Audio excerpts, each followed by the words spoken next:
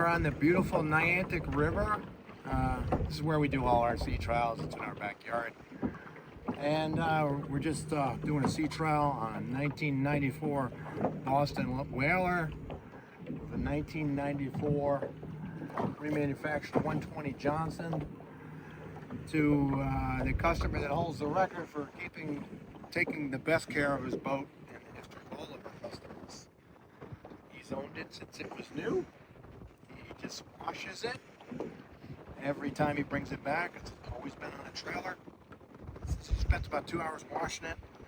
It's amazing what's in great shape. Even the inside of the cowling where the foam is in great shape, which is usually falling apart.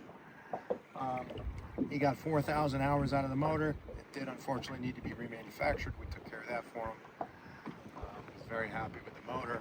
It ran great for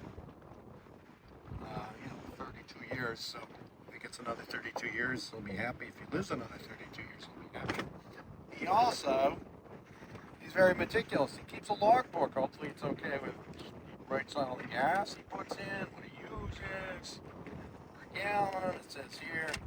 And it remanufactured at Outboard Exchange. They did a great job. Actually, it doesn't say that, but I threw that in there.